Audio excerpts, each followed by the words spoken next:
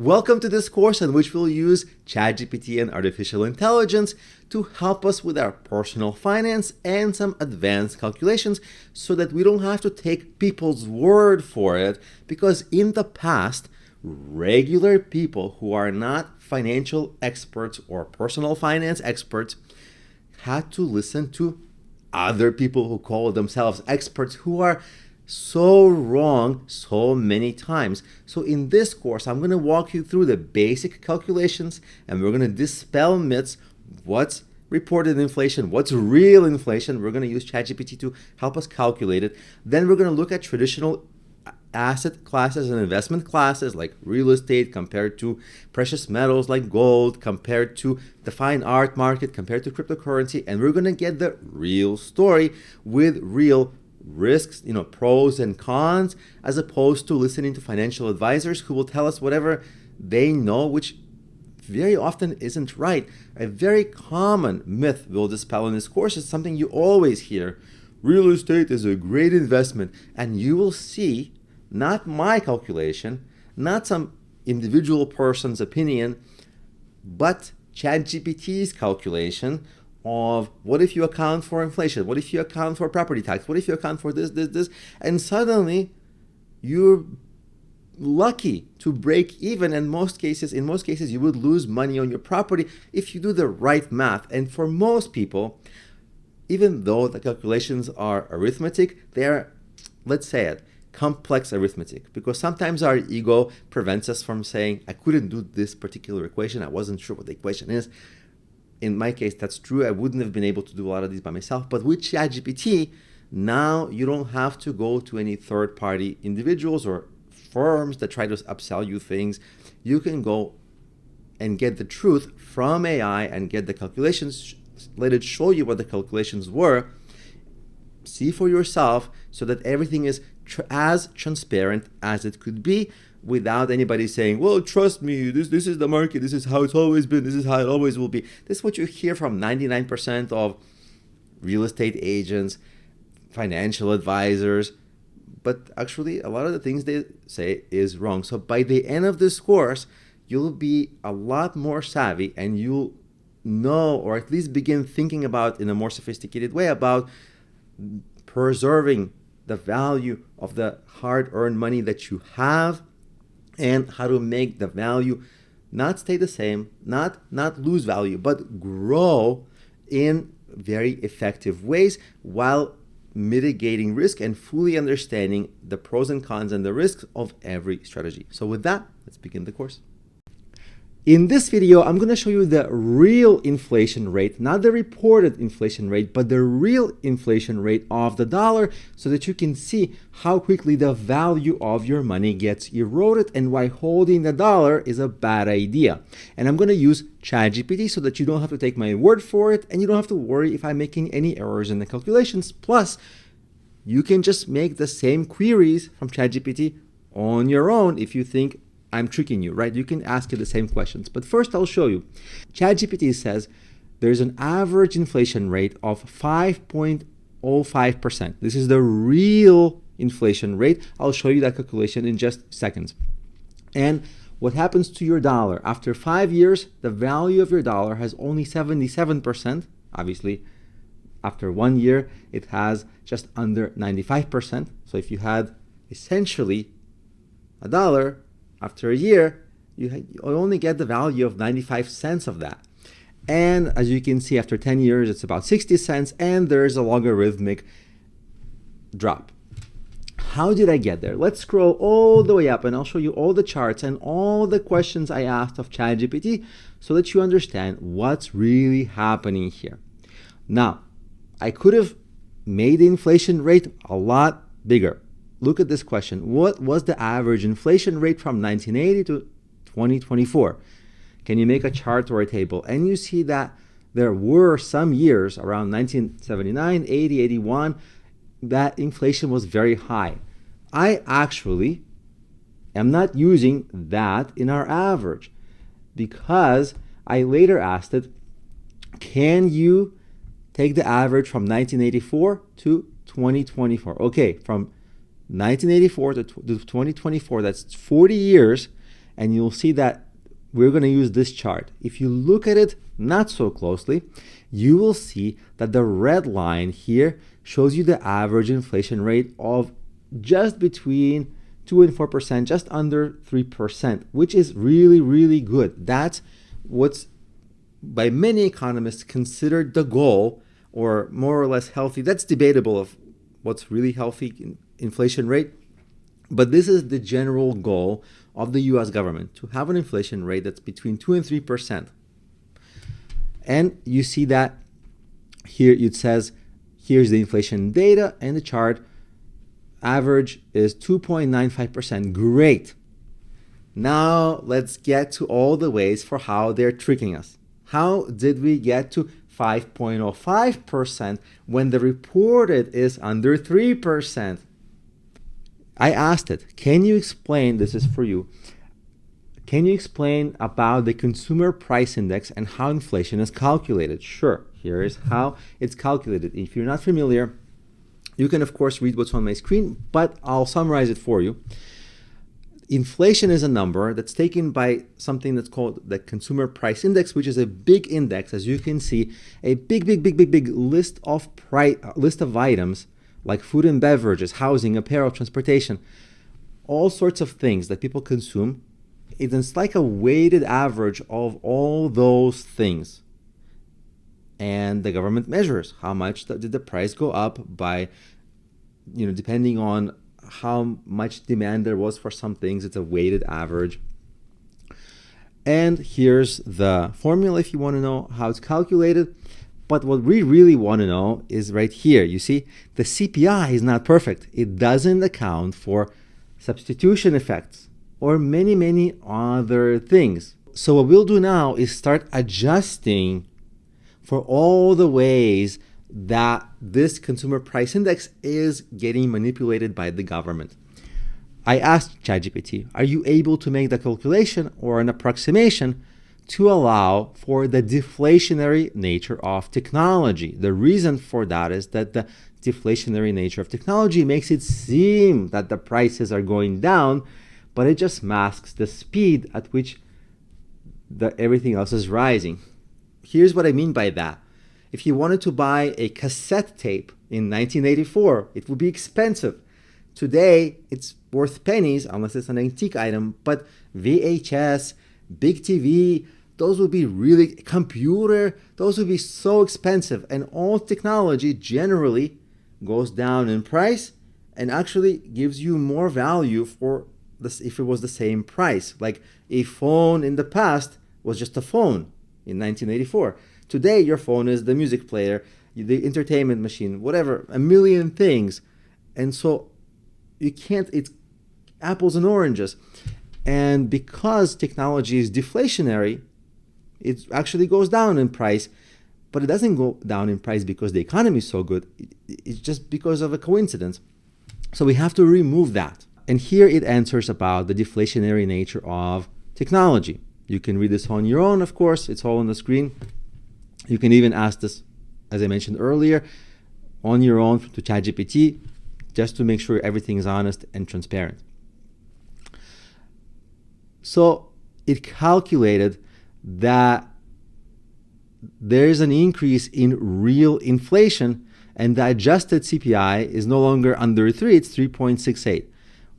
Okay, that's fine, but there are many similar ways that the government manipulates the CPI to bring that number down. One of the ways is simple product substitution. Like if some product is getting really expensive, the government will say, it's so expensive that maybe people are not buying it anymore. Like if people were buying steak and steak got so expensive that people are just not buying steak. They're becoming vegan, or they're buying chicken or turkey, which is cheaper. And so people will say, oh, okay, people are changing their consumer behaviors. other things are preferable, but it's not because they're changing consumer behaviors, it's because they can't afford these things, because steak has gotten too expensive and so they're weighing steak less. There's all kinds of manipulation like this, and you can go down the list here. Because I asked ChatGPT this question about price adjustments and the deflationary nature of technology. Then I asked it to make calculations, which you can see. Then I asked it, now we should account for the swapping of the non-technology products which are undergoing inflation with ones which are seeing stable prices. Essentially, the price swapping out is how people manipulate the consumer price index. It's a commonly known manipulation tactic. Here is the explanation from ChatGPT: substitution in CPI. The CPI tries to reflect what consumers actually buy, like I explained. So if steak prices rise and consumers switch to chicken, then the CPI reduces the weight of the steak, but not in a natural way. And it increases the weight of chicken, and so this actually has a name: hedonic substitution adjustment. When we simulated this, we added 0.3 to 0.5% to the consumer price index, so the real inflation is rising and we're getting closer to the real number.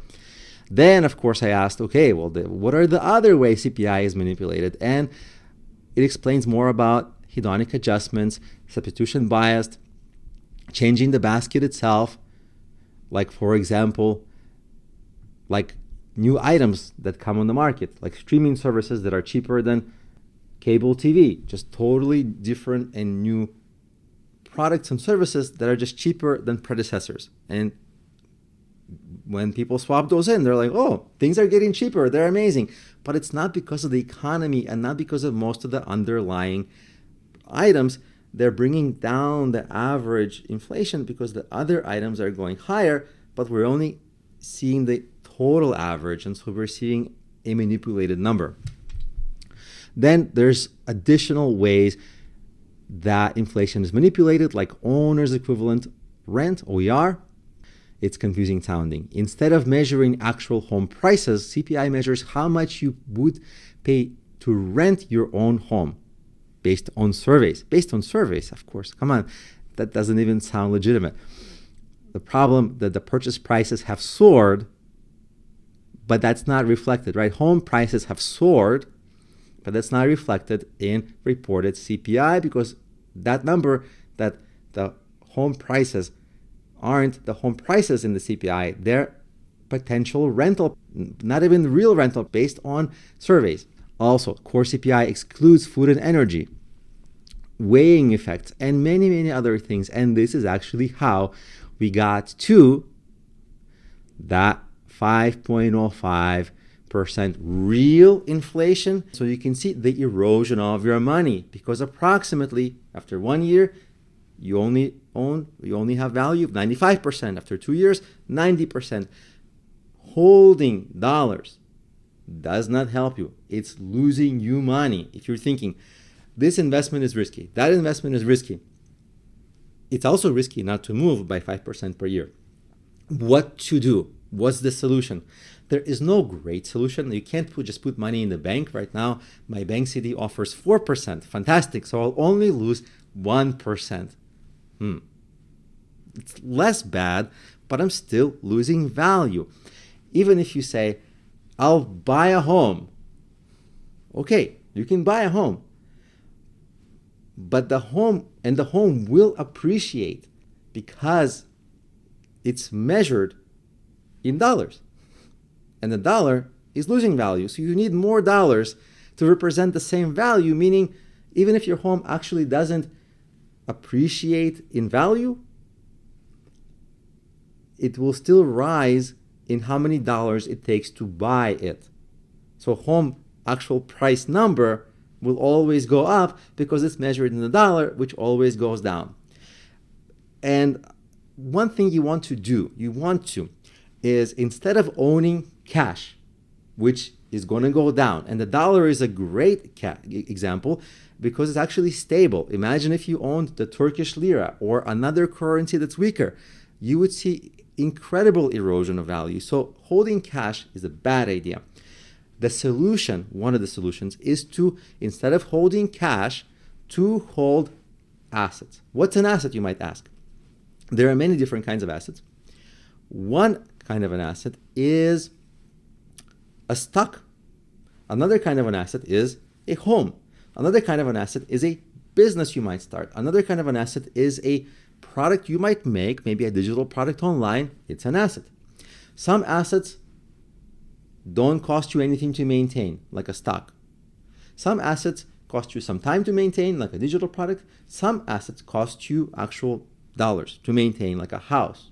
If you own a house, yes, the price of the house will go up, but every year you will pay insurance,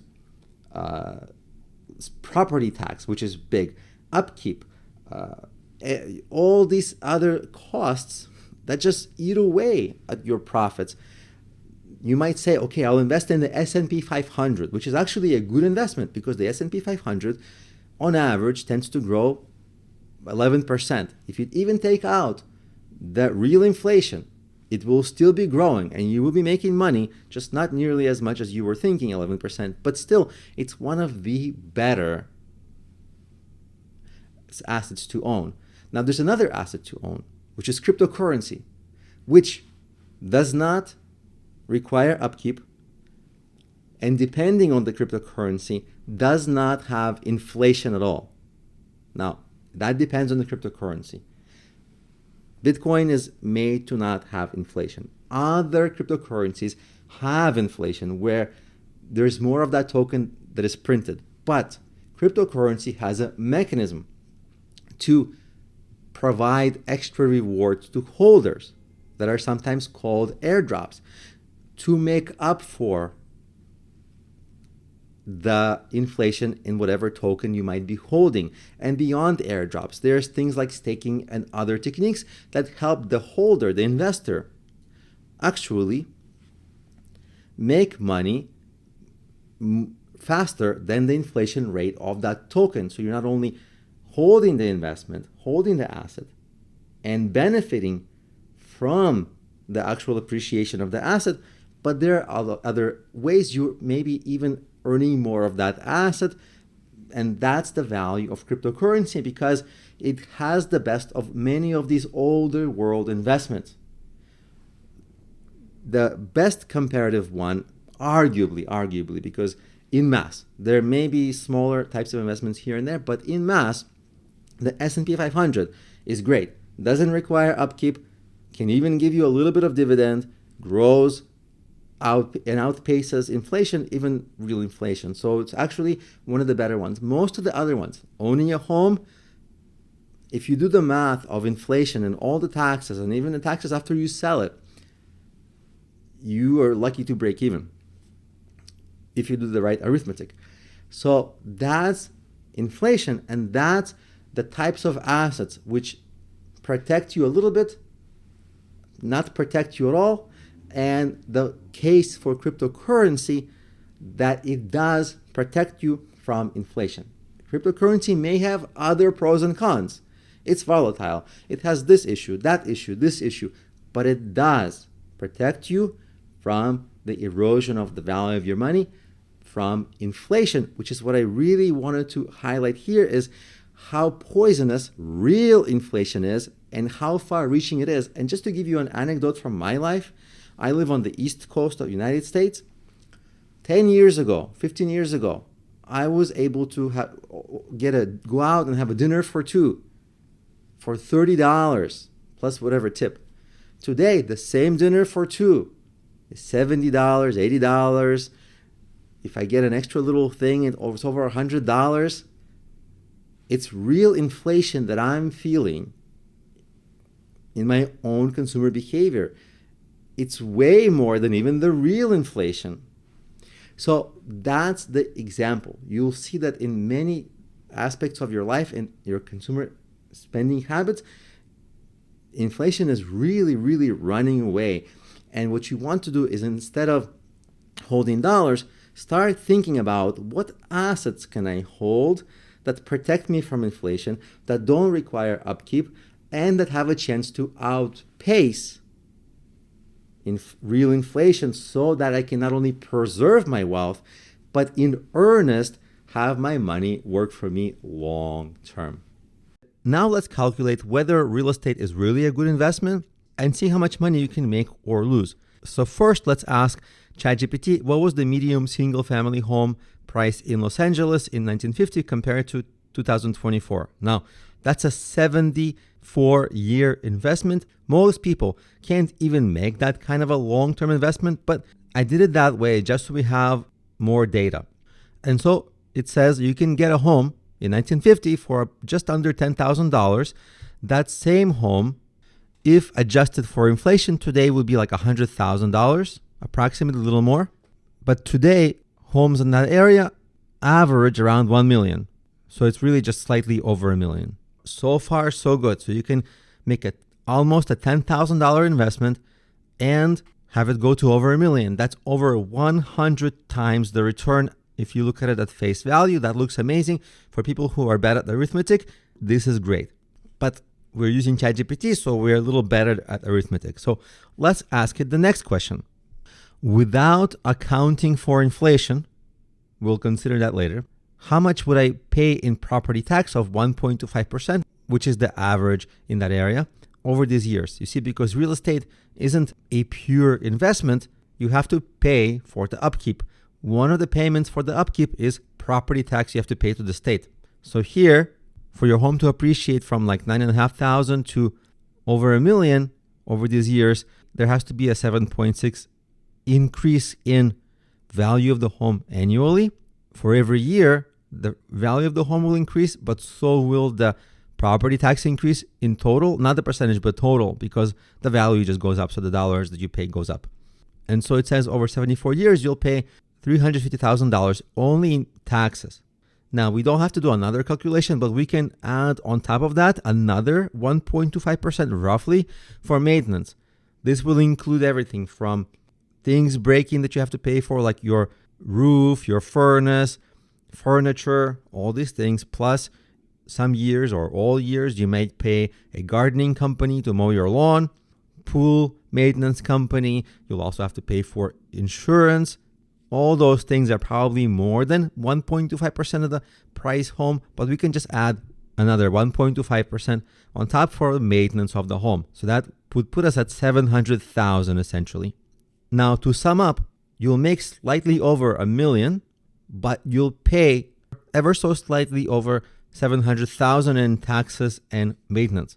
Keep in mind, over this time, the chance of your home getting destroyed by a natural disaster or a fire is not zero. This happens to some people. You might get a payout from the insurance company, but it might be on the lowball side. You never know. But there is risk of that as well. Then there's also the unstated cost of you having to be responsible for the home. Something breaks, either you have to fix it or you have to call a company to fix it. Maybe you hire one company, they're not good, you have to hire another company. It's time consuming, which is another cost that's not listed here. But in addition to that, let's say you sell the home and you think, okay, I'm going to sell the home and take some profit.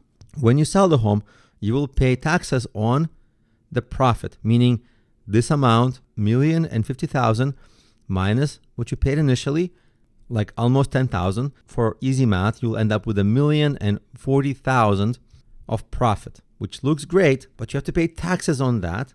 Now, of course, there are ways to avoid taxes in some cases, but a lot of people have to pay taxes. And the tax will be, let's say, 30% bracket. So generally speaking, you'll be giving up to the government about $333,000. Now, if you add the $700,000 for maintenance and property tax and another $333,000 for the tax you pay on the profit that you get when you sell your home, that's roughly $1 million. And your profit was roughly $1 million. So you're kind of breaking even. Maybe you made a few $1,000s, maybe you lost a few $1,000s, but there's another cost. There's another cost of inflexibility. Let's say you get a job somewhere across the country. It's a lot harder to move when you own a house. People do it, but a lot of people don't move because they own a property. In theory, you can, but in practice, it's so hard and time consuming to sell a home that a lot of people just don't move. And so, yes, it gives you stability, but you lose out on some opportunities. Now, with all that said, we have not adjusted for inflation, because even before all the taxes, the profit wasn't almost $1 million, because the value of the dollars went down. The value of these dollars that you used to pay for a home for almost $10,000 was a lot greater than the value of these dollars that buy $1 million home in 2024. So you have to adjust this all for inflation. Now, you might say that you can offset all these costs if you have a rental property that earns you money. Yes, you could do that, but that's not our current calculation. Our current calculation is whether a family home is a good investment. You can also say that, well, what about the money you would have lost in paying rent? Yes, so you can discount some money that you would have saved in paying rent. And as you can see, you can go down the list of, if I do this, I make a little money. If I do that, I make a little less money. But in simple terms, what I wanted to illustrate is that the home appreciation really isn't the main metric, because there are so many costs to invest in a home. Also, it doesn't quite scale. Yeah, 1 home is fine. 5 homes is kind of fine. At some point, you have to hire a management company if you want to invest a lot. Management companies take a certain percentage, which also erodes your total profits, which is, by the way, a point that Warren Buffett sometimes makes. That's why he doesn't invest in real estate. It's hard to scale because it requires so much management. But that's beside our point here. So coming up, let's compare that to how an investment in real estate might perform compared to the stock market. Now let's examine how good of an investment the stock market is. So I asked ChatGPT, what was the price of the S&P 500? At 1950, it was at almost 17. And by 2024, it grew to almost 6,000. Of course, there's the very famous and well-known SPY, which is the S&P 500 ETF, which is kind of an index. If you had a Schwab account or some kind of an online trading account, you can buy into that through the SPY ticker symbol, and it will give you that S&P 500, which is essentially exposure to all the companies listed in it. And as you can see, over that 74-year period, your return will be roughly 350 times.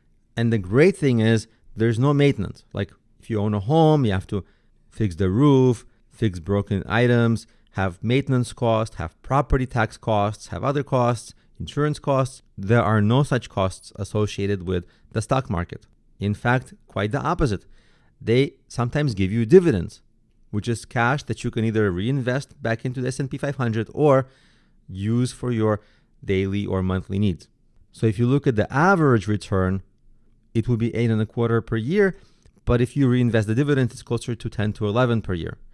Now, even at 5% per year inflation, this still outruns inflation, and there are no hidden fees eating away at your profits. You only pay tax either when you collect the dividend or when you sell your stake in the S&P 500.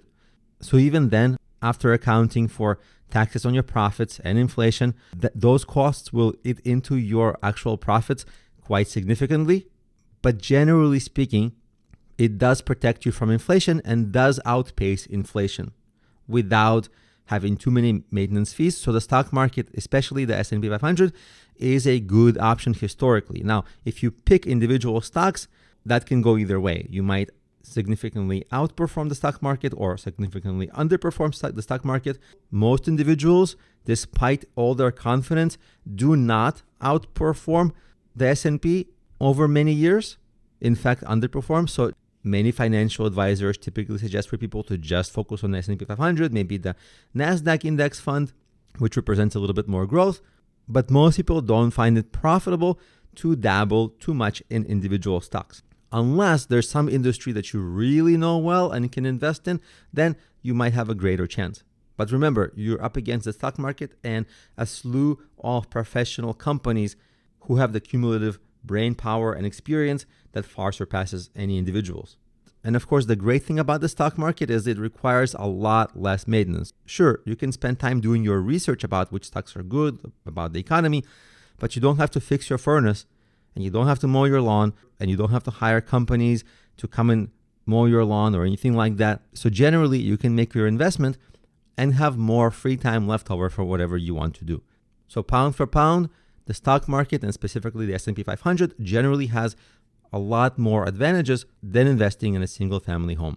One popular asset class to invest in is something that most people don't really think about, but it is a popular one, and that is fine art. You can buy fine art and you can either store it somewhere safe, like in a safe deposit box, or actually hang it in your home and not only make your home more beautiful, but impress guests. So especially if you, let's say, have important guests come over and you want to show status, a painting is a classy way to go, because sometimes people show status with a car, but cars don't impress every kind of a person, and people who don't get impressed by cars, maybe they get impressed by fine art. So there's other benefits of having fine art, but mainly we're looking at fine art here from the perspective of, can this be a good investment? So I asked ChatGPT, what was the average price of a Picasso painting in 2000, and what was the painting's price in 2024? I didn't want to go back too far in history, like 1950, because I didn't want to overlap with the time period or get too close when he was alive and died, because obviously paintings fluctuate in price as their painters pass away, because then there's no more paintings from such a painter and all the existing paintings prices go up because of that one event. So that's why I went with a little bit of a shorter timeline from 2000 to 2024. And then I asked it, what if you adjust for inflation? What's the average year-over-year growth? Now, one caveat, this market is not a very fluid or liquid market. There are very few purchases and sales of Picasso paintings compared to other markets, so it's a little bit of a rigid market. But let's look at what AI says. This example of a painting it mentioned is one of Picasso's notable works, and it sold at an auction in November 2000 for 55 million. Then a different painting that holds as the top comparable sale in 2015 sold for almost 180 million. So we have some growth. And by the way, these are in the millions because obviously it's Picasso, but you can get pretty affordable fine art paintings for $10,000, $20,000, $30,000. These are actually reasonable starting points, especially if you're looking to make a serious investment that's within reach for many people. The question is this going to make you money? So if we adjust, so it looks good at face value, but we have to adjust for inflation. So 55 million in 2000 is roughly 94 million in 2024 dollars, which is fine. We knew inflation existed. Then it gets to average annual growth. And so we have about 3% growth per year after the adjustment for inflation. So before the adjustment for inflation, we had 9% growth, but even after the adjustment for inflation, we have 3% growth, which is actually not bad. Perhaps it's worse if you adjust for real inflation instead of reported inflation. So that will take you down by a couple of other percent. So you'll have still maybe a 1 or 2% growth that outpaces inflation. Fantastic. The challenge with paintings is they are perishable. If you have a fire, okay, you might have insurance and the insurance might cover the cost, but insurance. What if insurance is as little as 1% of the growth of the painting?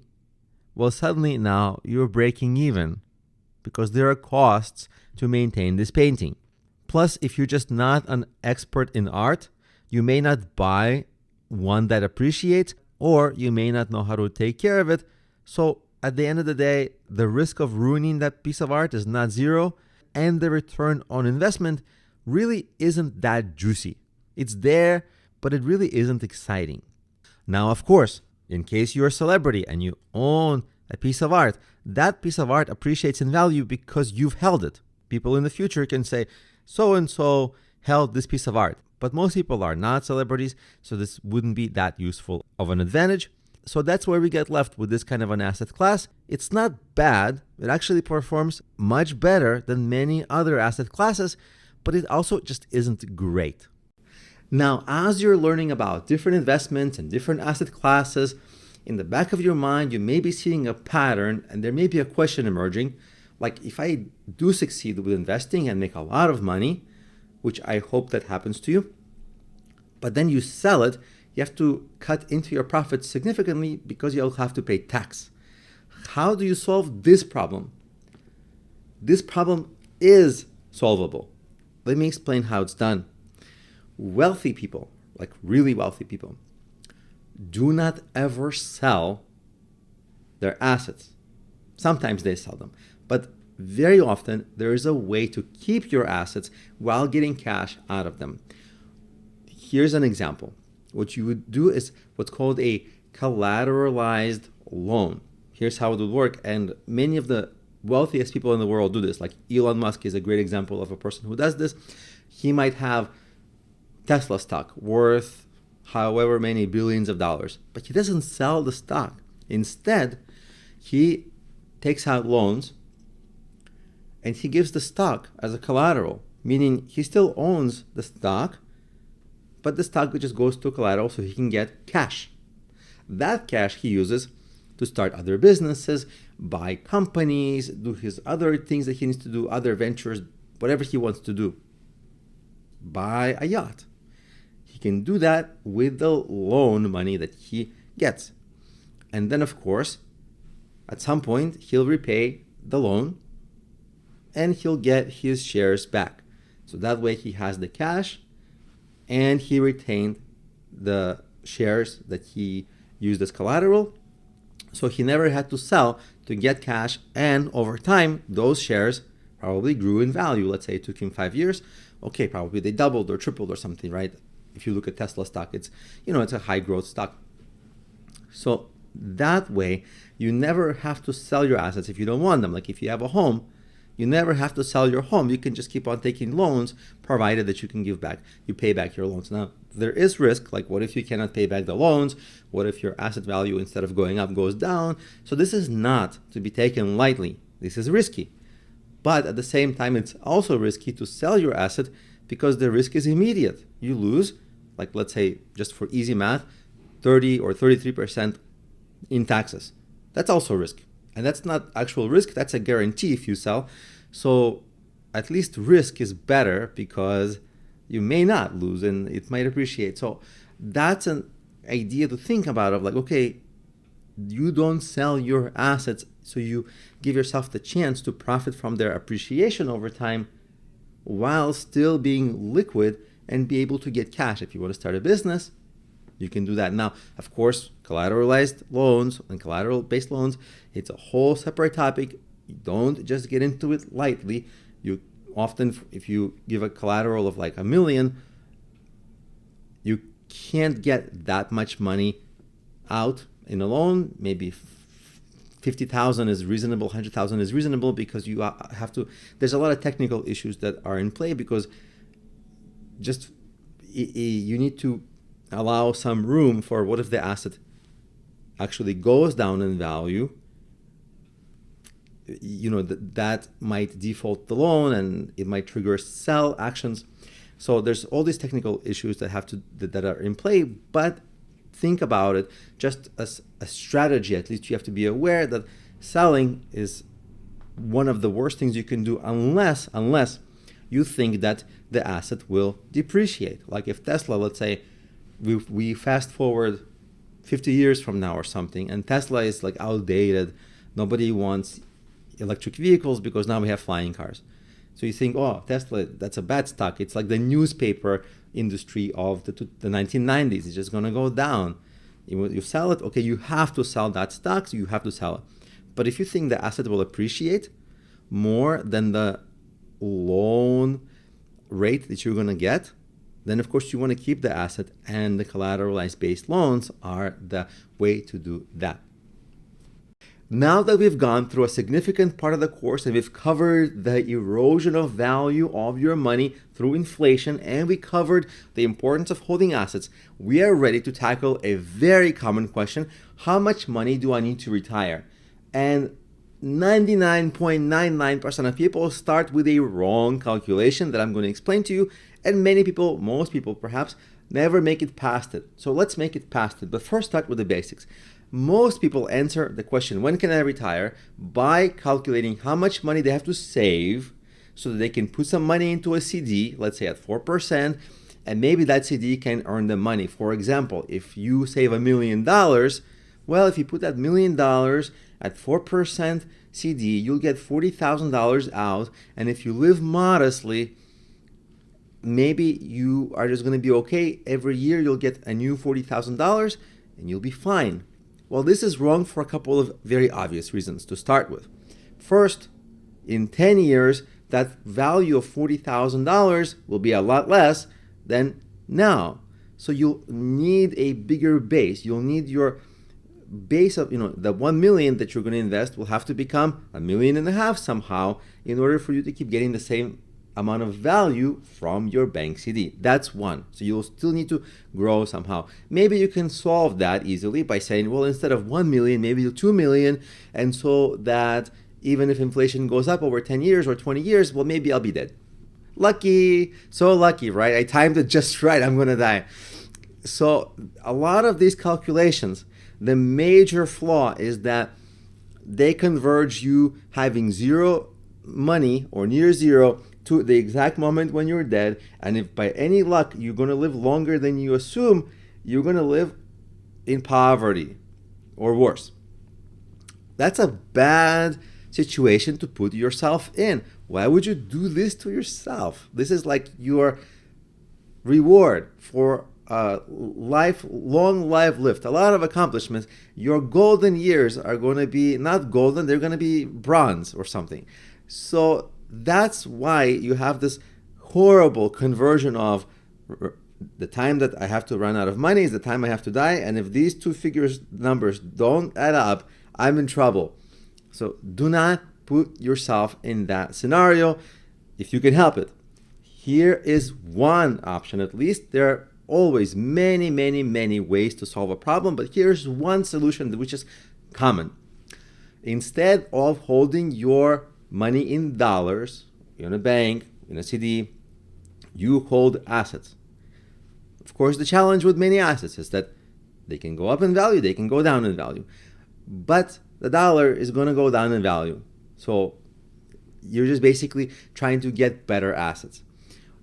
Over the lifetime of your time span of your career, you want to create some assets. They may be stocks, they may be real estate, they may be something else, but it has to be assets that are going to give you cash, either directly, like a real estate if you have people renting out and paying you monthly rent, or stock dividends, or other ways like taking collateralized loans on your assets so that you can at least get some cash in the near and the short term while your assets appreciate. This is one option. So you see, you want to build up a portfolio of assets that will appreciate, which have longevity to them. Because let's say I create an asset and I write about a book about how to promote mobile apps, which I wrote in, let's say, I think it was 2015. Today, this asset is decreasing in popularity and the sales are decreasing. And in 10 years, probably apps will be a thing of the past. Something else will be. So this book will have value of zero. So think of assets that you can hold for the long term, or at least easily swap out. Like I cannot swap out this book. I created it. It was a good asset for about 10 years, maybe a couple of more years I have with it, but that's it. So longevity of assets that will be able to pay you back while themselves appreciating in value. Because as your assets appreciate in value, you'll be able to do more financially savvy things with them. For example, this is not the only option, and don't take this lightly, this has risk involved, but collateralized loans where, let's say, you own one Bitcoin or your home, and let's say it's worth at some point $1 million. You can take a loan with collateralized loan of $50,000 while retaining your Bitcoin coin or your home. You're taking a loan, and maybe within 5 years, your home price will go to $1,200,000, or your Bitcoin will double. Let's say your Bitcoin doubles. We can dream. So now your Bitcoin, one Bitcoin is worth 2 million. Well, you can easily pay back that loan you took because now you have so much more value in that Bitcoin. You pay back that original loan, and then you just take another loan for the 5% of the Bitcoin, but now that's $100,000. You still have your Bitcoin, but you can keep getting cash out of it while getting the appreciation of the asset. So this is at least the beginning of thinking about your future, your retirement, and your long-term, let's say, wealth management, so that you don't have to, this horrible scenario of like, I need to time my death to time when money runs out, because it doesn't even account for? What if you want to leave something to your children or other family members? That initial calculation just doesn't even take them into consideration. Whereas if you build up assets, not only you're teaching them, hey, here's how you build wealth and invest for the long term, things like that. You're teaching them, giving them an example, but also just not putting yourself in that bad scenario. So think about this. It's a common, not the only one, a common pattern that people use to grow their wealth. With this video, I want to make the case for Bitcoin and other cryptocurrencies as an option for a type of an investment class to invest in. So let's talk about the pros and cons of it. First, let's talk about specifically just Bitcoin only.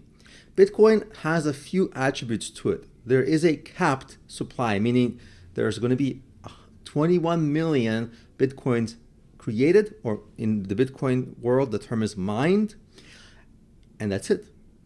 Compare that to gold. People are always finding more sources of gold in the ground, and they're getting better at extracting gold, so the supply keeps on going up, meaning that the value of your current gold goes down with every mine that's discovered of gold. That's not the case with Bitcoin. Bitcoin has a stable supply. There will never be more Bitcoin. That's one. The other is if you compare Bitcoin to like real estate, there are no maintenance fees, there are no property tax fees to hold the actual Bitcoin. So you're not losing money to fees. But now let's compare Bitcoin to the stock market as an investment class. And we're going to take the S&P 500 index fund just so we have a good comparison. That grows at a healthy around 11% year over year rate. Pretty good. Even if you adjust for 5% inflation, it still outpaces that. But Bitcoin has historically outpaced the stock market and the S&P. And as more people get into Bitcoin, there's no more supply, which will mean that it will grow in value because more and more people want it, but there's no more of it.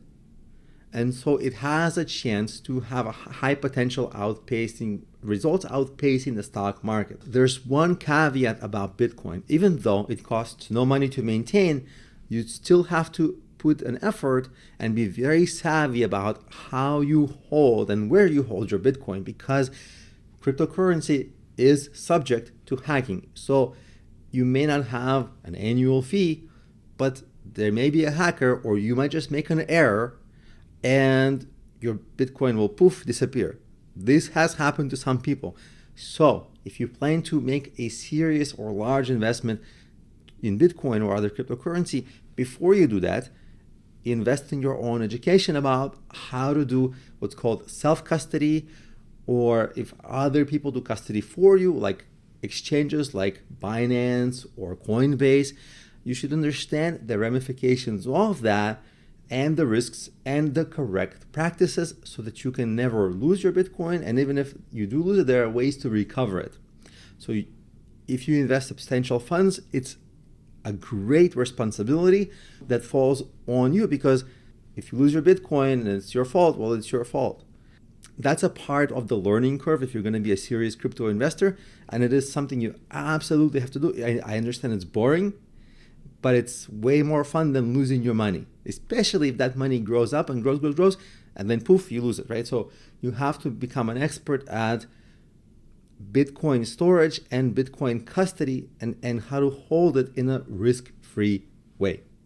And if you do that, it's a great investment because it doesn't have the drawbacks of the more legacy investment and investment asset classes, and it has a lot of potential for growth as long as you know how to preserve it and not lose it. Now let's talk about something amazing, which is how to get your cryptocurrency to earn you passive income as you hold the cryptocurrency. Because if you compare that to holding a dollar, yeah, you can put a dollar into a bank CD, which might earn 3 or 4 or 5%, but that's still below inflation, so you're losing money because you're holding a depreciating asset, which is the dollar. Compare that to holding an appreciating asset, which is the cryptocurrency or even stocks.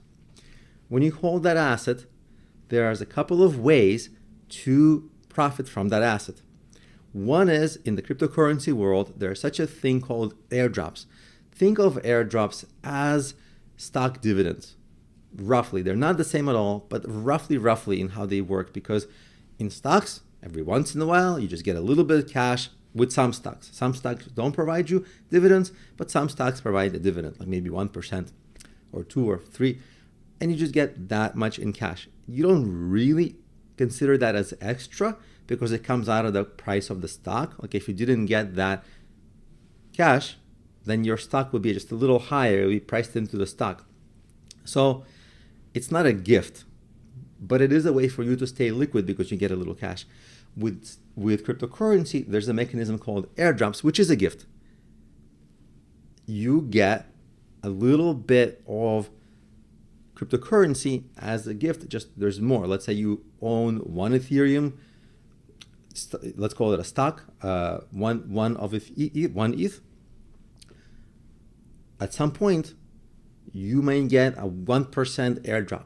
So you might get a 1.01 ETH just in your wallet randomly. It might happen. A lot of cryptocurrency offer airdrops.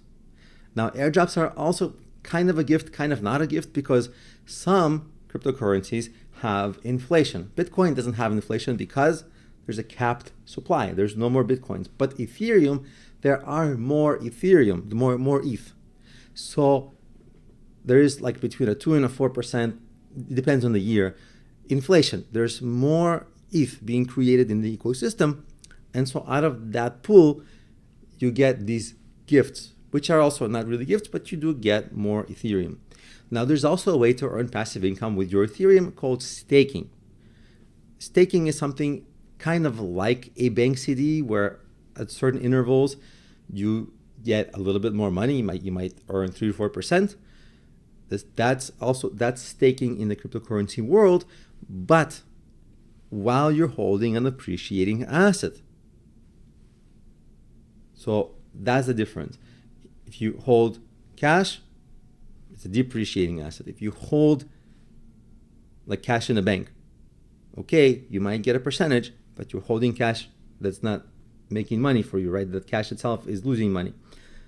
But if you hold an appreciating asset that you decided it has a chance to appreciate, and you researched and you decided, yes, it will appreciate, then that asset can grow in value. Like let's say it goes up by 10% in value, but you also get a 3% staking reward and a 1% airdrop. Okay, now you've maximized your investment and it's really grown because you've put your money first in an appreciating asset and then reaped the rewards of staking and airdrops, which is a unique situation with cryptocurrency because other asset classes, that's unheard of. There's just no such thing. So that's something to think about, and some advantages that are present in DeFi, decentralized finance, which is cryptocurrency. Now, when you talk about cryptocurrency, you also have to acknowledge the high volatility and chance of being hacked. So you can't be blind to that. Those are real issues. But as an investment, it does have greater rewards than a lot of the traditional investment asset classes. In this video, I'm going to give you a number of options for reputable crypto exchanges because some of them have high fees, some of them have lower fees, and some of them are not available in every country. So what I would recommend is to choose the crypto exchange that's one, obviously available in your country, and you do that by just trying to sign in and they'll tell you, oh, you're not eligible or you're eligible. So eligibility coupled with where the fees are lowest. Because when you buy a Bitcoin or other cryptocurrencies, they will charge you a fee. That fee is a transaction fee charged specifically by the cryptocurrency exchange. It's a fee that they charge for being a middleman. Eventually, as you get more savvy with cryptocurrency, you'll understand how to avoid and skip these exchanges. But if you're just starting out, these are very reasonable first steps because they do provide you with a lot of security and they're able to have custody of your cryptocurrency keys. And while long-term you want to have your own custody, in the beginning, they will help to prevent you from making a lot of human errors. So in any case, the most well-known such cryptocurrency exchange is Coinbase. They're available in many countries. Of course, like I mentioned earlier, you want to check whether they're available in your region, wherever you are in the world, but they do have the highest fees. So if you can avoid them, avoid them. The next very popular cryptocurrency exchange is Binance. Now, I live in the United States, and Binance has had a love-hate relationship with the United States because at certain periods, certain activities within Binance that are very necessary were just not allowed, like depositing cash. Like, how could you buy things with cash if you couldn't deposit cash? It was so hard and you had to go through many steps. At the moment of filming this, that functionality is back, but you never know what's going to happen in the future. This isn't the fault of Binance. This was because of regulatory issues, like some lawmakers decided to pass some law that doesn't make sense or some regulations. And of course, these exchanges have to abide by these laws.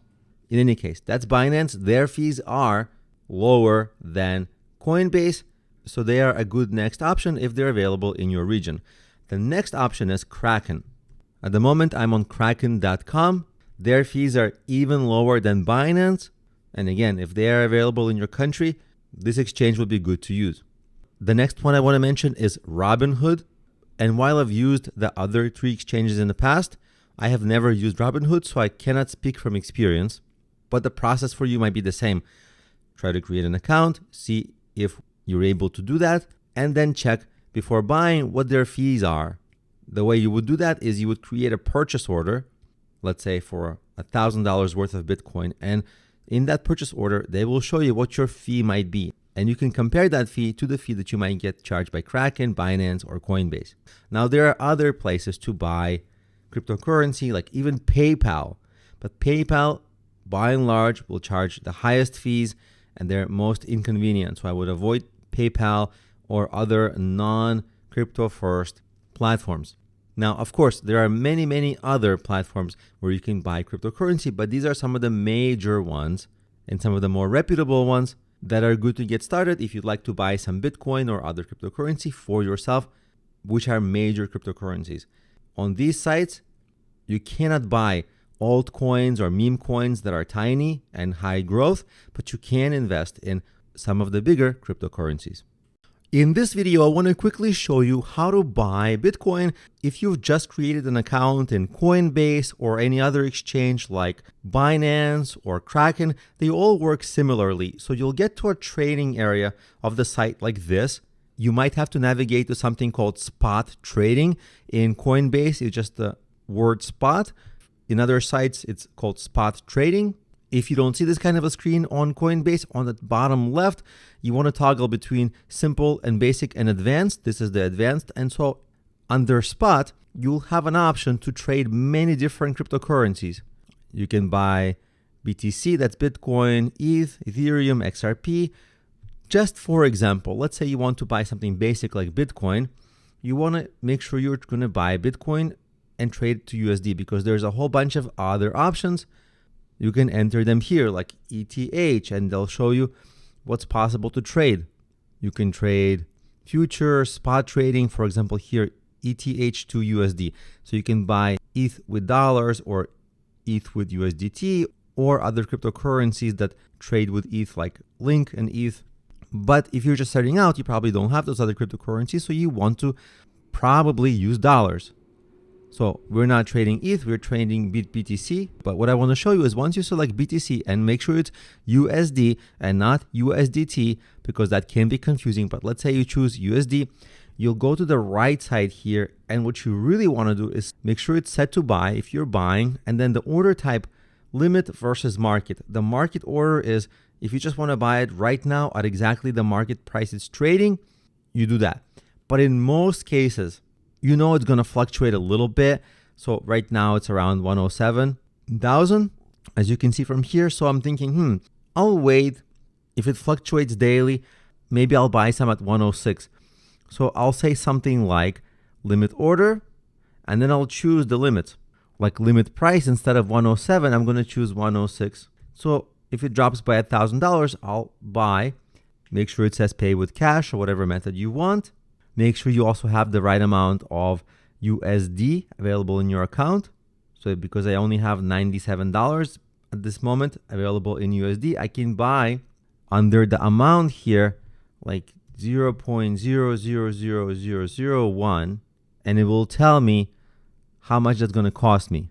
You see that's going to cost 11 cents. So maybe I'll delete one of the zeros and it's going to cost $1. I deleted another zero, so now it's $10. So maybe I'll buy 0.0005 of a Bitcoin, which is a very little amount of it, but it's going to cost me $53, and you'll see that I'll have a fee of 40 cents to do that. If you're happy all this, like you chose the price you wanted, you're okay with the fee, it's not too big, the amount of Bitcoin you want, if everything looks right, you can set your buy order here. So in my case, let's make it realistic. Like let's say I'm going to wait for it to drop to 99,000. So if it ever drops again below the 100,000 mark, I'll have a buy order here. And because it's a cheaper buy order, I can buy a little bit more Bitcoin. So I'll say 0.0006 or even maybe 7 because I have $97. So maybe 0.0009 and I'll say buy. Again, double check everything. Once you're ready, you say buy and it's going to complete. Then you go under your orders and you will see that you have one open order that you made. And so if Bitcoin ever hits the price you selected, this is going to get triggered automatically and you're going to own that Bitcoin. So that's how you might buy cryptocurrency at an exchange like in this case Coinbase, but also Binance and Kraken work in very similar ways. In this video, I want to show you an example of a cryptocurrency token that I created and the extra real world use cases that it has beyond just being an investment. Here is the website for that cryptocurrency token. It's SPRK tokens. SPRK is as in Spark. The reason it's Spark is that it's meant for creators and entrepreneurs, essentially creative people, to fund and get financial support for their projects. So there is an independent token that you can buy and sell that's associated with this project, but there's also this website through which you can post a project. Let's say you are a creative person and you're writing a book, or you're creating an online course, or you're writing a song, or you're starting a business. You can post your project, and under View Projects, you can see that, for example, I posted a project. I'm writing, or at least editing. I already launched it, but I'm editing my poetry book with songs. And on this page, this is my landing page for my fundraising. I have my cryptocurrency wallet where people can donate specifically in that Spark token. And so anyone can post their projects on this website and have a dedicated page that they can share. And the page will have an address for how people can donate. And of course, if people are confused about how to donate with the Spark token, there are video tutorials here that walk people through how to buy and sell and donate through this token. Additionally, it's not just for fundraising. You can also collect tips. Again, same idea. You have your own dedicated page for tips and you can share this anywhere online. If you're doing, let's say, a YouTube live and you can get tips, or when people do give you tips, YouTube takes 30%. Here, there are no commissions. Like if you get donations through crowdfunding, you might be familiar with Kickstarter or Patreon. Those take 5+% commissions. Here, there are no commissions. Not only there are no commissions, there are also rewards. For example, by holding cryptocurrency, you can get airdrops. Think of them very roughly as stock dividends and what's called staking. Again, think of that very roughly as holding money in your bank CD, but instead of holding dollars, you're holding an asset that has a potential to appreciate, while dollars are guaranteed to lose value through inflation. Not only that, because the projects will be listed on this website, I'm also going to be able to promote some of the projects listed here. And of course, there will be a growing community of creators that can support and help each other. So you see, not only do you hold an asset that has potential to appreciate, if you're a creative person, you get a whole host of additional benefits that wouldn't be possible or available through other kinds of investments. And of course, there's risk associated to it, just like any other investment. No investment is perfect. But hopefully, you're starting to see how many new use cases and opportunities there are available through DeFi, which is decentralized finance, and cryptocurrency. In this video, I want to show you the SPRK token growth path as it goes from 1/10 of a penny in price to, as you can see here, $1,000 per token and beyond. Yes, it's possible. So let me explain how it's possible and what is the underlying mechanism so that you understand how it works. The way such tokens work is that the organization that minted this token provides the liquidity for trading. In this case, there are 10 million tokens available for trading. That's what you see referenced here on the bottom left. You see 10 million on the bottom left on the x-axis, on the bottom axis. Then as 5 million tokens are left, 3 million, 2 million, the price goes up because the supply of tokens decrease. And because the supply of tokens decrease, the price per token increases. So you can see that while there are still about 10 million outstanding tokens out there, and the liquidity pool at the launch of this token was exactly 10 million tokens. So at that point, it's a tenth of a penny.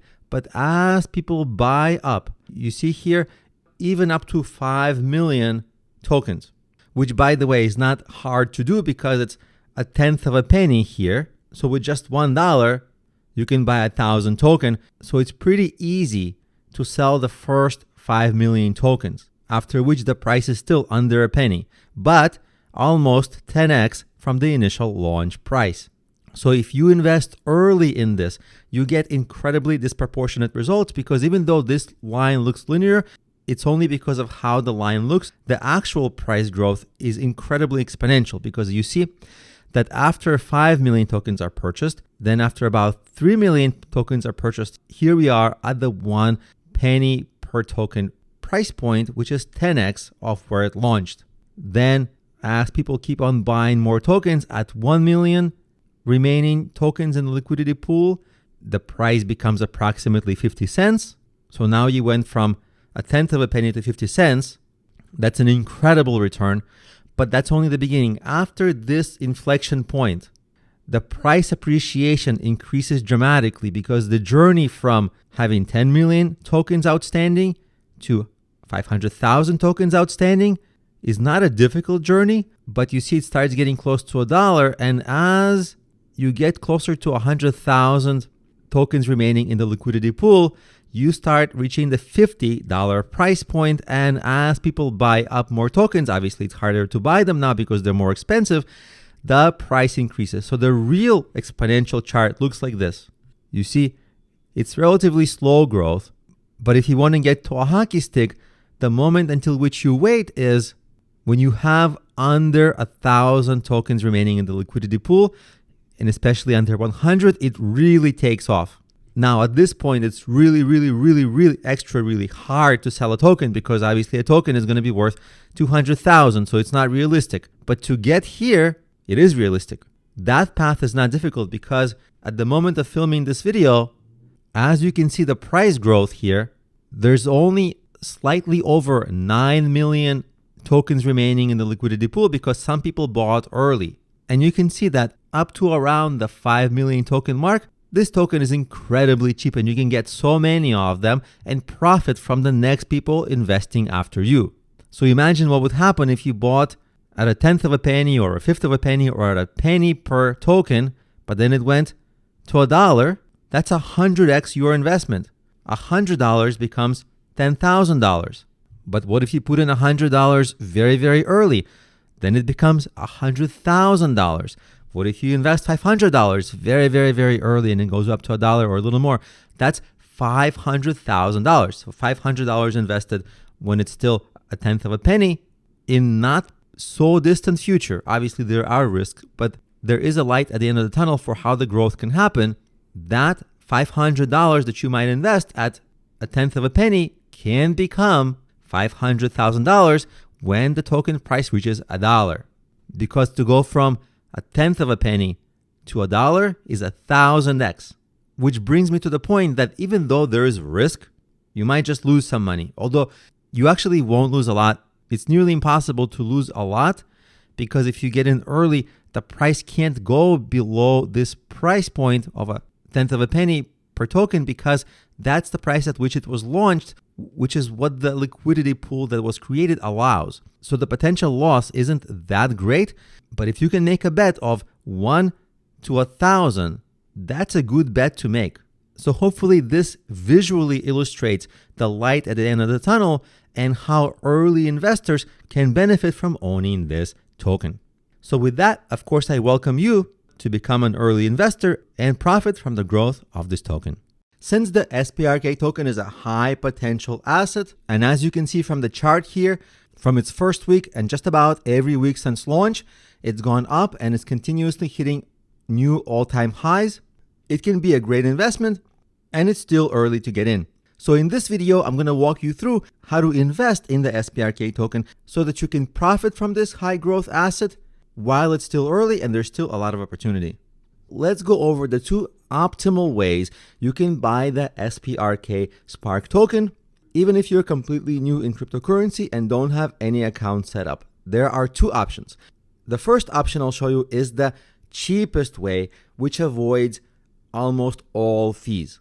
The second option I'll show you is the fastest way, which will increase your fees by a couple of percent, basically for credit card processing when you buy cryptocurrency with your dollars. So by the end of this video, you'll have a clear picture of what the process entails and what works for you. So first I'll outline the basic process, and then I'll actually show you how to do it. The first row of this infographic is the cheapest way to buy SPRK. What you have to do is create an account on Coinbase. You can think of Coinbase as stock trading, but for cryptocurrency. So if you have a Schwab account and you buy and sell stocks, Coinbase is essentially that for cryptocurrency. It's the most commonly used service for this worldwide, and it's a good place to start. The reason we need Coinbase is because in Coinbase, you can buy either Solana or USDC. USDC is a stable coin that's pegged one-to-one with the US dollar. And you can buy the SPRK token with either Solana, Sol, or the USDC stablecoin. My recommendation is to skip the USDC entirely and just buy Sol, Solana on Coinbase, transfer that Sol to a Sol compatible wallet like the Phantom wallet that I'll walk you through shortly. And on that Sol compatible wallet, you can swap your Sol for SPRK and you'll be done. You can think of that Sol compatible wallet, which is the Phantom wallet, as roughly the equivalent of PayPal, but with cryptocurrency. You just need some online wallet to transact online. And if you're wondering about the option of getting the USDC stablecoin, if you're comfortable navigating that space, you can totally do that. It's legitimate, but it just requires more steps. So if you are new to this, or if you want this process to go faster, just get Solana from Coinbase, transfer that Solana to your Phantom wallet, swap that Solana for SPRK, and you'll be done, and the process will be infinitely simpler. This is the cheapest method, but the reason it might take a little time is because Coinbase does require you to verify yourself to make sure that you're a legitimate user on their platform. And the verification may take between 1 and a couple of days, but it can also be almost instantaneous. But if the Coinbase verification process takes too long, the second option, which is on the second row, allows you to use a service like MoonPay or Apple Pay to buy that USDC stablecoin by simply using your credit card. It's faster, but the reason it's not the cheapest method is that MoonPay may charge a 2 to 4% transaction fee to buy your USDC stablecoin. But after you have your USDC stablecoin, the process of buying the SPRK token will be identical. So now I'm going to walk you through how to complete these steps. At the moment, I am on Coinbase.com. If you don't have an account yet, you can click the sign up button. They may have some ongoing promotions, as you can see. You'll surely agree with that and say, get my $50 in BTC. But what we want to do is create your account. You can create an account with Google, or you can create your account just with your email and password. For simplicity's sake, I'll create my account with Google. So you'll choose the email you want. This is the test email that I have. I'll choose the email, approve, click continue, choose a password you'd like to use, click continue on that, enter your name, continue, enter your phone number to just verify that it's you. Then it will send you a verification code to your phone number. You enter the verification code. Then it explains the steps to complete your account setup. Creating the account, we did that. Enter personal information about you, and then verify your identity. Click I certify that I'm 18 years or older. Submit. Choose the country where you're from. Enter the last 4 digits of your social security number. Now, if at any moment you don't feel comfortable giving them your information, if you're wondering why do these companies like Coinbase and MoonPay and others ask for so many details about you, and even if you use Apple Pay, before they allow you to buy something with your credit card, they will ask a lot of information about you because they are regulated financial services. They have to comply with anti-money laundering laws and what's called Meet Your Consumer KYC requirements. This is in order to prevent fraud and illicit financing. That's why they have to track the dollars going in, because what if somebody stole a credit card and then buys a lot of cryptocurrency? This is an example of the kind of fraud they're trying to stop, among other kinds of fraud. So to continue the sign-up process, we'll click continue. They already have some information about me, likely because I already have an account. I'll click confirm. They'll ask you some questions. What will you be using Coinbase for? You can enter whatever applies to you: investing, source of funds, occupation, primary status, self-employed. Continue. Then they ask you what's the total value, including cash and crypto, that you expect to transfer to your Coinbase in the next 12 months. You can enter any number, it doesn't matter. What industry do you work in? You can also enter any number here, it doesn't matter. I'll click submit. Then you have to verify your identity. They require you to either upload a picture of your passport, driver license, or government ID. If you don't have any of these, they might suggest other methods. In my case, I'll use the driver license. Then they'll ask you to enable your camera so that they can take a picture of your driver's license. And again, this is really to make sure people behave well and aren't scammers who sign up for Coinbase. So this is actually to protect you. I'll enable camera. I'll say allow. It says take a photo of the front of your driver's license. If you like how it came out, press upload. I'm going to blur mine out just to keep my privacy. Then you flip it to the back side. Whenever you're ready, you press the take picture button. And if you're satisfied with that, you say upload. Then it's going to take a little bit of time to verify your identity. After about a minute, it said, we're all set. Your ID has been verified. You can continue. So you say continue. And congratulations, you are in Coinbase. Now, very important, you want to add a payment method. So you click the add payment method. This is how you're going to get money from your bank. You can use your debit card, your PayPal. Some of these may or may not charge fees. I personally use my bank account, and I know it doesn't charge fees. So in my case, I'll click the bank account, enter your phone number, click continue. They'll send you a verification code. Then you'll choose your bank. Then you have to log into your bank to continue. Here, you're just basically connecting your bank to your Coinbase so that Coinbase can withdraw the funds. So I'll enter my bank login information. Again, if you don't want to do this, use other methods. But if you're okay with doing this, you click sign in. For security, they'll ask to verify you. You'll say get a text to the phone number you gave them. Then you enter the code they sent you. Click next. They'll inform you that you're linking your account to Coinbase. You'll click next. Then they'll tell you what information you'll be providing to Coinbase, account numbers, balances, etc. Next. Then you choose whichever account within your bank you're going to want to use. In my case, I have a few accounts. So I'll say Chase Savings and click next. It found some accounts, my savings account, my checking account, and I'll say link my accounts. Then I'll select which accounts I want to link and click continue. After that's successful, you'll click continue. Then the message here will change. It says you're ready to buy crypto, one step remaining. Now, once you've connected your bank account, what you can do is go to the bottom right and click on deposit cash. You can choose however much cash you want to deposit. Connect your bank. As you can see, I already have my bank account set up. In my case, I just have to relink the banks. In your case, you'll have to link them from scratch.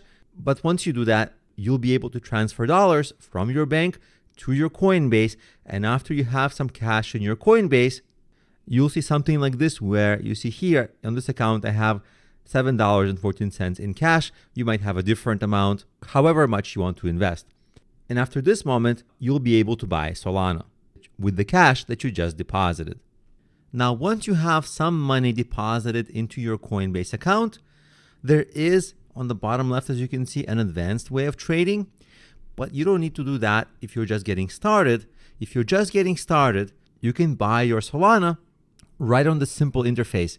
On the right side here, there's already an option to pay with USD. And instead of Bitcoin, you will have an option to choose whatever you want to buy. And you can just scroll down and choose Solana, or you can search for SOL and it will give you the option of Solana. And you can pay with whatever amount you want to buy worth of Solana. So if you want to buy $100 worth of SPRK, then you get $100 worth of Solana, and so on. Then you choose the amount of money you want to invest. And after that, this button to review order will become enabled. You'll click this button to review order. If it looks fine to you, you can click on buy now. After you buy your Solana, you'll have to transfer it to a Solana compatible wallet. And that's the Phantom wallet that we're going to use.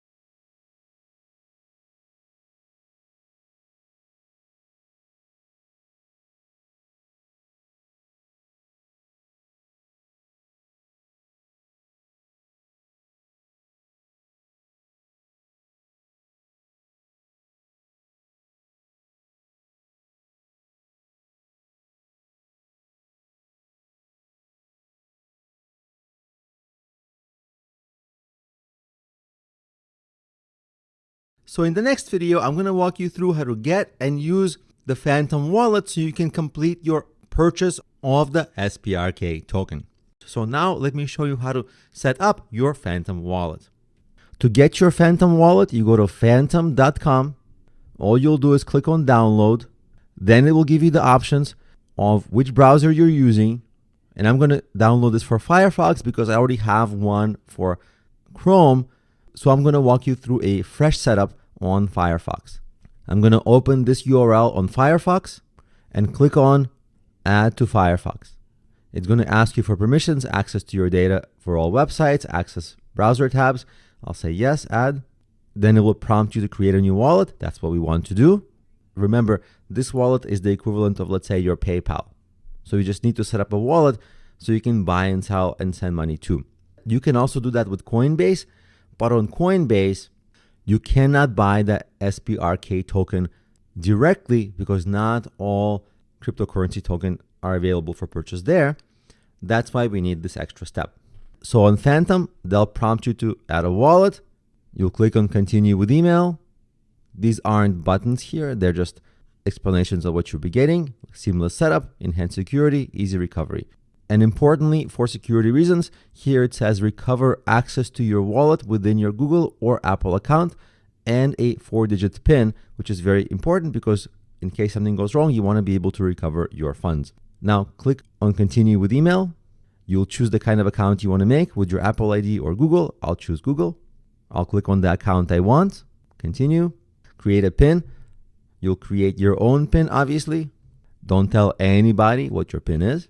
Click continue, confirm your PIN, create the PIN, and it's going to load your wallet. Make sure that you create a password that you will remember and that is secure. This is a test account, so I'm not too concerned with the security of this because I'm not going to be sending a lot of funds in here, but you should create a good password. Then click continue, create a username, something you will remember. This is my last name and one. I'll click continue. It will take a couple of seconds to set everything up, and it says you are ready. Get started. Now, very importantly, to get started, on the navigation area of your browser, click on extensions because the Phantom wallet is an extension, and you'll click on open the extension. This is your wallet. In Phantom wallet, all you have to do is click on receive and then click the Solana option. It will give you an address where you can send. If you can scan a QR code, you do it through that, or you can copy this address. Click on copy. Once you have your Solana address, what you can do in Coinbase is simply click on Send Crypto on the bottom right. After you click the Send Crypto button, you'll enter your address that you were given. In my case, I've already sent money to this address. That's why you see it's saved. In your case, you'll just go through the step. It will be Solana. Then you'll enter however many Solanas you want to send. Preview the transaction. And if you're happy with the preview, you will click on Send Now. Now, it will take, as you can see, about 33 seconds. So if you don't see that transaction in your Phantom wallet right away, don't panic. Give it about 30 seconds, maybe a minute. After that, go to your Phantom wallet, and then under Solana, you'll have that extra Solana that you sent to this wallet. And if you want to double check, you click on this little clock icon, and the clock icon will show you your recent activity. Now, once you do see your Solana, what you can do is go to the swap, the double arrow, and then you can choose your Solana on the top right. Let's say you'll choose one Solana, and then on the bottom, you will find your SPRK. You want to find your SPRK by the mint address. Don't just type SPRK, because even though it might show SPRK here, it's because I've already used it. In your case, what you want to be aware of is that the ticker symbol like SPRK is not unique. Many tokens have the ticker symbol SPRK. So you want to search by the mint address. I'm going to have the mint address for SPRK in the resources of this video. It's very important. So what I'll do is actually paste the mint address here. It found the SPRK tokens. I'll click on the SPRK tokens. You may get this warning that this token is unverified. Just ignore that warning because we know that's what you want. And then the next thing you want to look at is how much SOL you're going to swap and how many SPRK tokens you're going to receive for that. The Phantom wallet does charge a transaction fee of under 1%. If you want to avoid that transaction fee, you can do the same swap on Jupiter.aggregator, JUP.ag.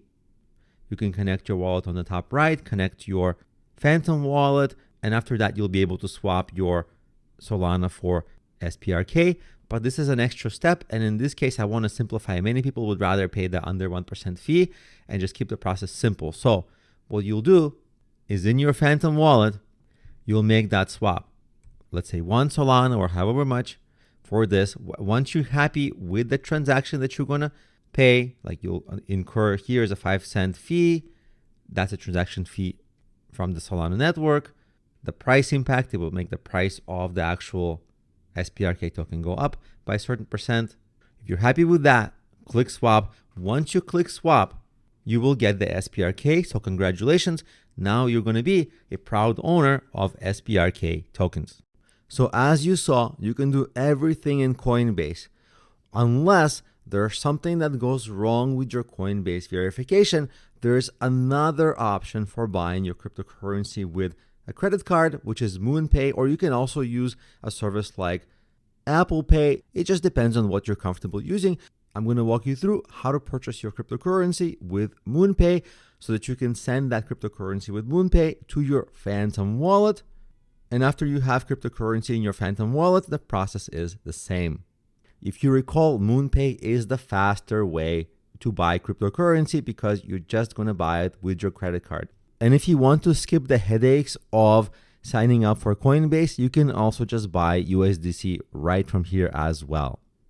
The easiest thing to do is mouse over buy, click on buy Solana, wait for the widget to load on the right side. When you start entering different amounts, it says the minimum order is $20, and you can swap this for the SPRK token later, and it tells you how much SOL you're going to be getting for that money. So you'll say continue. You'll enter your email address, click on continue, agree with the terms of service, say don't send me news, uncheck that, click continue. They're going to send you a verification code to your email. So you'll go to your email, find the verification code, then it's going to say we are setting things up for you, account created. Then it's going to ask you for a few verification steps. It asks for some personal info. I'll click on get started. I live in the United States, continue. My name, click continue. I enter my address, click continue. Phone number, continue. Then they send me a verification code. Then social security number, click continue. Then they say you're all set. Click continue. As you can see, you can just buy different cryptocurrencies here. The setup is much faster. You can buy your Sol here. You can buy your USDC here. Send it to your Phantom wallet. And from the Phantom wallet, you can use the Jupiter website to buy the SPRK token. So thank you for watching. And thank you for your interest in the SPRK token. And if you experience any technical issues or have questions throughout any part of this process, send me a private message on Udemy with your questions and I'll be more than happy to assist you.